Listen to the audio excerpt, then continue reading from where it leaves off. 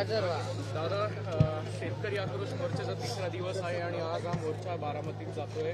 कसं बघता याच्याकडे? आज काही दादांना बारामतीत जाऊन आवाहन करणार का? शेतकऱ्यांचा प्रश्न सोडवण्यासंदर्भात काही विनंती अर्ज? बघा, आदरणीय दादा हे मोठे नेते, त्यामुळे त्यांना आव्हान नाही, त्यांना आवाहन जरूर करेन की सर्वसामान्य शेतकऱ्यांचे हे प्रश्न आहेत आणि केंद्रातलं जे भारतीय जनता पक्षाचं सरकार आहे, या जनता पक्षाच्या सरकारला जाग आणण्यासाठी दादांनी आग्रही भूमिका घ्यावी, ठाम भूमिका घ्यावी. कांद्याची निर्यात बंदी तात्काळ उठवावी.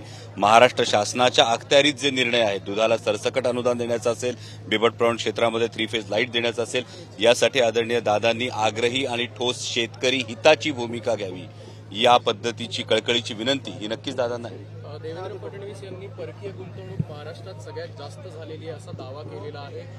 याचा कुठेतरी तुम्हाला असं वाटतंय का की खरंच परकीय गुंतवणूक महाराष्ट्रात झाली आणि याचा थेट जो इफेक्ट आहे तो सामान्यांना झाला आणि फायदा झालाय?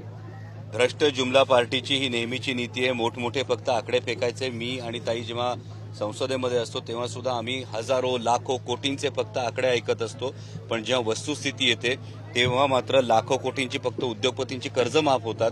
सर्वसामान्य शेतकऱ्यांना, सर्वसामान्य तरुणांच्या तोंडाला पानं पुसली जातात. त्यामुळे माननीय देवेंद्रजी याच भ्रष्ट जुमला पार्टीच्या नीतीनुसार मोठमोठे आकडे फक्त फेकतायत. ग्राउंड रियालिटी काय आहे तर मी माननीय देवेंद्रजींना एवढीच विनंती करेल की उघडा डोळे आणि बघा नीट. दोघेही संसदरत्न आहात, मात्र तरी सुद्धा राज्यात तीन पक्षाचं सरकार असलं तरी तुम्हाला ही लढाई जी आहे ती रस्त्यावर उतरायची वेळ येते. कारण राज्यातलं सरकार हे एक फुल दोन डाऊटफुलचं सरकार आहे आणि एक फुल दोन डाऊटफुल असल्यामुळे याच्यामध्ये पॉलिसी पॅरालिसिस आहे. आज 22 दिवस कांद्याची निर्यात बंदी आहे. महाराष्ट्रातला मला एक नेता, या एक फुल दोन डाऊटफुल सरकारमधला एक नेता दाखवा ज्यांनी दिल्लीच्या सरकारला डोळे दाखवून सांगितलं की आमच्या शेतकऱ्यांचा प्रश्न आहे, तुम्हाला निर्यात बंदी उठवावी लागेल. हे सांगणारा एवढ्या मोठ्या तुम्ही म्हणता त्या ट्रिपल इंजिन आणि एक फुल दोन डाऊटफुलच्या सरकारमध्ये जर एकही मंत्री या पद्धतीने महाराष्ट्राचा स्वाभिमान दाखवू शकत नसेल तर मग हा पॉलिसी पॅरालिसिस नाही तर दुसरं काय आहे? हा जो वानवळा आहे तुम्ही प्रत्येक ठिकाणी बघताय. मागच्या काळात जेव्हा सत्ता संघर्ष झाला आणि भ्रष्ट जुमला पार्टीनं वेगवेगळ्या पक्षांच्या संदर्भामध्ये जे फोडाफोडीचं राजकारण केलं, त्यानंतर सत्तेचा उन्माद दाखवण्यासाठी अनेक ठिकाणी जेसीबी मधून कुठं फुलांची उधळण होते, कुठं गुलालाची उधळण होते. पण जेव्हा शेतकऱ्यांचे प्रश्न आहेत तुम्ही ठिकठिकाणी बघताय, ही जी संस्कृती त्या पद्धतीनं हा वानवळा देऊन माता भगिनी याच्यामध्ये गाजर देखील आहे. नेमकं काय नाही, हे तर नेमकं प्रतीक आहे भ्रष्ट जुमला पार्टीचं, जे सातत्यानं महाराष्ट्राच्या हातात येत आहे. दादा, एकंदरीत आपण पाहिलं तर अनेक महाविकास आघाडीतल्या नेत्यांना अयोध्येचं निमंत्रण येताना पाहायला मिळतं. उद्धव ठाकरे, शरद पवार तिकडे जाणं. मला वाटतं प्रभू श्रीरामचंद्र हे आमच्या प्रत्येकाच्या मनात आहेत आणि त्यासाठी कोणीतरी निमंत्रण देऊन त्याच्यावर जर मालकी हक्क सांगत असेल तर तो जनतेलाही आवडत नाही. रामाचं नाव हे मनातही घेतलं तरी चालेल आणि अयोध्येत जाऊन घेतलं तरी चालेल, पण याचा जर मक्ता कोणी घेत असेल तर मला वाटतं ही जी संपूर्ण देशातली जनता आहे, ही जनता हे पाहते. हे बघा, भ्रष्ट जुमला पार्टीचा हा नेहमीचा विषय आहे की प्रत्येक वेळी विषयांतर करावं आणि या विषयांतराकडून लोकांचं लक्ष विचलित करण्याचा हा नेहमीचा प्रयत्न आहे. पण म्हणूनच आम्ही म्हणतोय तुम्ही मुद्द्याचं बोला. तुम्ही कांदा निर्यात बंदीविषयी बोला ना, इतर जे बिबट प्रवण क्षेत्रात 3 फेज लाईट आहे त्याविषयी बोला ना, दूध दराविषयी बोला ना, शेतकऱ्यांच्या कर्जमाफीविषयी बोला ना.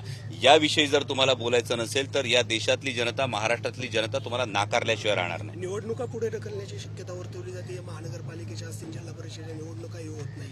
पुढे ढकलायच्या म्हणजे अजून किती ढकलायच्या? जवळपास 4 ते 5 वर्ष या निवडणुका पुढे ढकलतायत.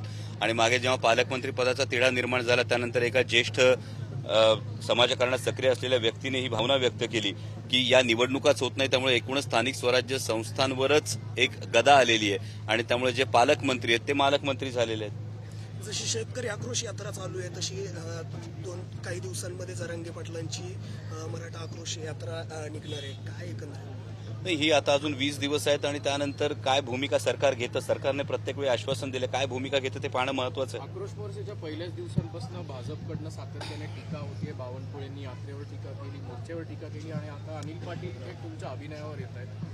अभिनयावर टीका करणं एका मंत्र्याला योग्य वाटतं? नाही, महत्वाचं भारतीय जनता पक्षाचे प्रदेशाध्यक्ष जेव्हा शेतकऱ्यांच्या प्रश्नांविषयी मोर्चा निघतो त्याच्या विरोधात बोलतात. मी माननीय प्रदेशाध्यक्ष चंद्रशेखरजी बावनकुळे यांचं मनापासून पुन्हा एकदा आभार मानतो की आपण या भ्रष्ट जुमला पार्टीचा शेतकरी विरोधी चेहरा हा जनतेसमोर आणलेला आहे. म्हणजे आपण या पक्षाचे प्रदेशाध्यक्षात आपण आपल्या केंद्रातल्या सरकारला का सांगू शकत नाही की आमच्या महाराष्ट्रातल्या शेतकऱ्यांचा आक्रोश आहे, या महाराष्ट्रातल्या शेतकऱ्यांच्या हिताशी तुमचं काहीच देणं घेणं नाही. आणि माननीय मंत्री महोदय जे कोणी अभिनयाविषयी बोलतात त्यांना मी एवढंच सांगू शकतो, अभिनय ही माझी वैयक्तिक बाब आहे आणि अभिनय करतो तो छत्रपती शिवाजी महाराज, छत्रपती संभाजी महाराज यांचा इतिहास सांगण्याचा प्रयत्न करतो.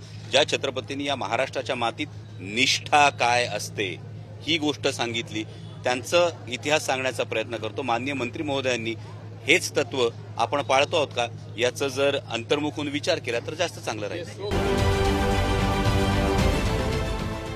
देश विदेशातील प्रत्येक घडामोडींचे लाईव्ह अपडेट मिळवण्यासाठी आता साम टीव्हीच्या सर्व सोशल मीडिया प्लॅटफॉर्मला लाईक, फॉलो आणि सबस्क्राईब करा. तसंच सर्व नोटिफिकेशनसाठी बेल आयकॉन प्रेस करायला विसरू नका.